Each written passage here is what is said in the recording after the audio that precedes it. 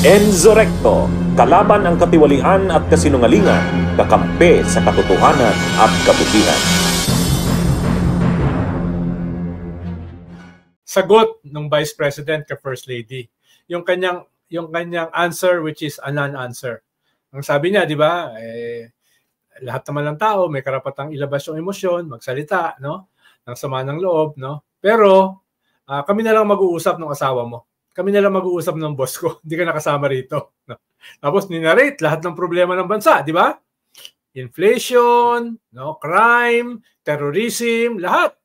Maliban sa West Philippine Sea. Tapos syempre, pitik yun doon sa kanyang boss dahil ang may responsibilidad dyan sa mga problema na yan, yung kanyang boss. So anyway, sumagot naman yung presidente. Ang sabi niya ay wala naman siyang problema kay Vice President dahil naman siya competent at saka hindi naman corrupt. No? Kaya yun naman yung kanyang major consideration para manatili sa posisyon. Kaya wala siyang nakikitang dahilan para tanggalin, no? Pero sinabi rin niya, sabay himas din sa asawa, napakaswerte ko naman na asawa.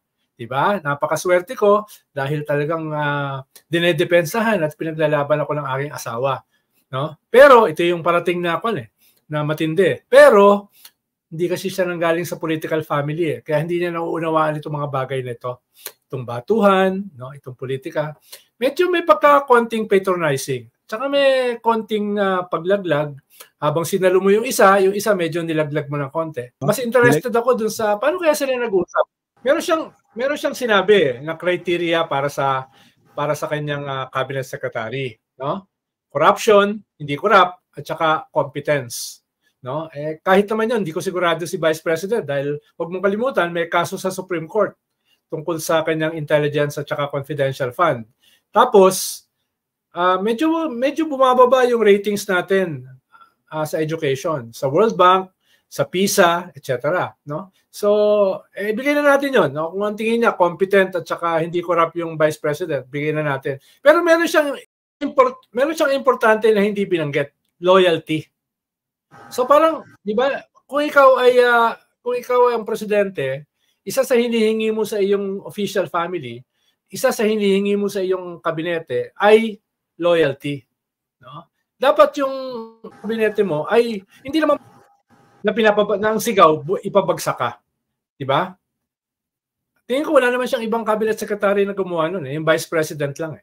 Ang tawag ko diyan yung the Vic Rodriguez framework. Yung nangyari nung kay Vic Rodriguez, no? Marami reklamo, appointments. Marami reklamo sa kanyang mga desisyon, halimbawa sa sugar importation, etc. etc. So maraming mga kaibigan, maraming mga key people sa Malacanang yung naglabi na siya ay tanggalin. Pero for a while, hindi siya tinatanggal ng presidente. 'Di ba tahimik siya? Sabi pa nga ni Vic Rodriguez, inappoint siya as cabinet secretary, as a chief of staff. Sabi niya may pirma ng presidente. Until sinabi ni Chief Legal Advisor Enrile, hindi pwede yon. Hindi pwedeng magkaroon ng two positions with the same powers. Eventually, to make a long story short, tinanggal siya. Pero, ang tagal na hindi nagsasalita yung presidente. At hindi lang nagsasalita, sabi ni Vic Rodriguez, pinirmahan yung kanyang bagong position. So, mas personality na-intimidate siya sa mga Duterte, pero talagang yung personality niya, hindi ganyan Nangyari yan first 3 months ng kanyang pagiging presidente, yung kay Vic Rodriguez. Eventually, natanggal. No? At fast forward, nagli-lead ng charge dito kay presidente doon sa usapin ng pulburon. Diba? Yun, kasama ni Maharlika, si Vic Rodriguez ang nagli-lead. No? So, kung hindi mahalaga ang political loyalty, kung walang loyalty sa kanya, katulad ni Vic Rodriguez, yun yung aabuti niya. Ngayon, yung nagkakalat ng pulburon, yung humihingi na siya ay magkaroon ng drug test, yung nagsasabi na bakit susundin ng mga sundalo at pulis ang isang drug addict, sinong gumagawa niyan? Yung kanyang executive secretary. So kung hindi mo criteria yung loyalty, mangyayari uli yan. At malamang mangyari yan dito sa kanyang vice president. Na yung buong pamilya, tsaka lahat ng kaalyado ay hindi lamang bumabanat sa presidente. Nais siyang pabagsakin. Dinepensahan niya yung no comment statement dun sa pag-water cannon sa ating mga kababayan na muntik mamatay, no? At ngayon, mismo yung kanyang asawa na bumanat ay parang dinedepensahan pa niya yung Vice President, no? Pasensya na sa asawa ko, wala masyadong alam sa politika yan, hindi yan political family, no? Pero swerte pa rin ako. So medyo patronizing. Duda ako na may nag-advise sa kanya tungkol diyan. Tingin ko sa kanya talaga yan. Ang tingin ko, mas marami nag-a-advise sa kanya na katulad nung asawa, ay na yan, tapusin na yan. No? Dahil kung mag-survive yung iyong mga kalaban beyond the midterms, delikado ka. Delikado ang iyong pamilya, delikado ang iyong political allies. No? Yung mga Duterte, mga street fighter yan eh, mga nagtataob ng lamesa yan eh. At saka mga farmer yan, nagtatanim na yan, nagtatanim ng sama ng loob yan. No? Gagantihan ka niyan. No? Kung hindi mo yan alam ngayon, malaki problema mo. Una, wala nang bagahe si Sara na siya ay maging ipokrita at magpanggap. No? Wala na siyang bagahe na Trojan horse. Yung Trojan horse kasi mabigat din yung binubuhat eh. Kailangan mo magpanggap eh. So, meron na siyang political flexibility. Pwede na siyang bumanat ng diretsuhan. Kasama ng kanyang mga kaalyado. Kasama ng kanyang pamilya. Yun naman yung kay Sara. Kay BBM naman, wala na rin pagpapanggap. No? At actually, naalala ko dun sa una kong guesting dito sa Fox First. Yan yung topic ko eh. Yung unraveling ng unity team eh. Hanggang ngayon, yung pa rin ang pinag-uusapan natin eh. No? Unraveled na. Hindi na unraveling. Open warfare, sabi nga natin last January. No? So, si BBM ay malinaw na yung linya, no? At pwede na niyang i-unite yung kanyang official, family, allies, pamilya laban dun sa matagal nang gumuhit na kalaban. Napakalaki pa ng kanyang political capital. Bagaman pareha silang bumababa yung approval rating, yung kanyang kapangyarihan with the record high victory last election at yung powers ng presidente before and during the midterm, napakalaki niyan. Kaya nga nakita mo dun sa PDP Laban assembly sa Cebu a few days back, wala kang nakita ni isang kongresista na dumalo. Mismo yung mga miyembro ng PDP Laban, hindi dumalo. Ang dumalo ron si Mayor Mike Rama na nilagay ni Digong twice sa kanyang drug list. Yun lang ang dumalo. Diba? So, ibig sabihin, pinapakita niyan na ngayon hanggang midterms, napaka-powerful ng presidente. Ubus yung PDP Laban. No? Nadagdagan pala, sorry.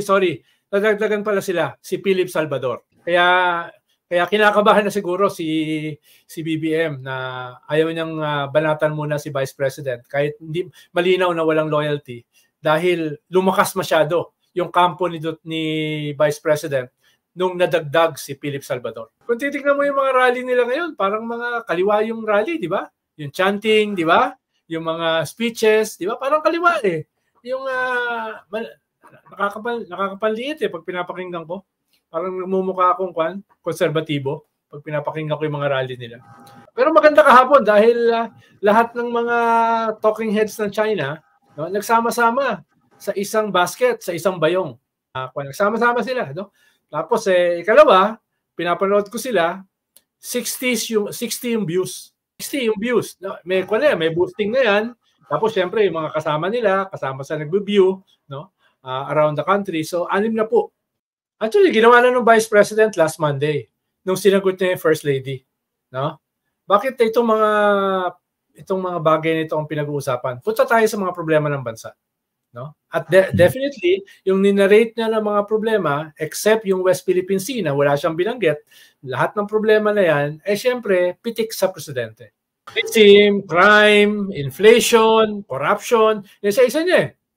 Inuulit ko, maliban sa West Philippine Sea, dahil hindi naman problema yon. Kahit pa paano, naunawaan mo yung trabaho ng Kongreso at Senado dahil yung Presidential Legislative o Liaison Office, nasa iyo yan. No? Ikalawa, dapat may kaunti ka namang political intelligence. Dahil ikaw yung nagbi-brief sa presidente para yung kanyang tenga nasa lupa, no?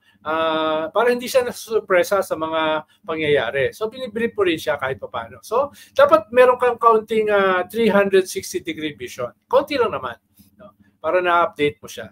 Ikatlo, sectoral relations. Ibig sabihin, yung mga sektor sa lipunan, dapat nakakausap mo at napapadala mo, napapaabot mo sa presidente yung kanilang mga gusto. Halimbawa kayo, palapit na naman ang Labor Day, nung nakaraang Labor Day, hindi naman hinarap yung labor ng presidente. Ewan ko ngayon. No? Yun yung ikatlong trabaho, mga sectoral concerns. No? Yung COCO levy, para sa mga magsasaka sa nyog, no? yung agrarian reform, no? etc. At panghuli, ito yung pinakamalaki, special concerns. No, halos 80% yan ng trabaho mo. O baka mas mahigit pa. Ito yung gustong ipagawa sa iyo ng presidente. Kaya dapat, total yung iyong political loyalty. Dapat hindi ka nag-aalinlangan. Katulad, parang mo na ba yung Shogun sa Disney Channel? Kakatapos lang Di ba? Yung isang loyalist doon sa Shogun, fell on his short. Di ba sabi nga ex-human rights lawyer Harry Roque last December? No? Sabi niya, hindi ang tingin namin, na-discover namin, hindi si Speaker Martin Romualdez ang nagpapapasok sa ICC, si President Bongbong Marcos na. Diba? Kaya starting then, diretso na yung banat nila kay BBM. Dahil na-discover daw nila, no, na itong ICC ang nagpapapasok, no, kahit hindi niya inaamin, ay yung presidente na. Baka tama sila. Baka itong sabi ng presidente, hindi kami makikipag-coordinate sa ICC. No? Baka kanyan, parang Shogun, the long game. Sabi nung isang in the know, no, na kakampi ng presidente, yan ay public posturing. Yan yung bahagi ng kanyang statesman-like mantra. No? Anong sabi niya? No, walang jurisdiction. Malino naman sa Supreme Court may jurisdiction, no? Anong sabi niya? We have a functioning judicial system. Hindi naman 'yun ang usapin. Ang usapin dito, nag-function ba yung judicial system para do sa libo-libong namatay sa extrajudicial killings? So, pwede nag-function 'yan dun sa kaso ni Mamba, pero yan ba ay nag-function dun sa more than 30,000 na pinatay, ilan ba nakasuhan doon? So yan yung mga sinasabi ng presidente na pwede niyang baguhin, no? Overnight. Parang alam mo ba yun, yung Road to Kairos? Nakakita siya ng liwanag, nahulog siya sa kabayo at nagbago yung kanyang katauhan. Bunyog, bunyog, halikan na kasama ka. Bunyog, kapag buklod ay may pag-asa. Luzon, Visayas, Mindanao, isa ang pananaw. Sa bagong Pilipinas ang bunyog isisigaw. Bunyog, bunyog.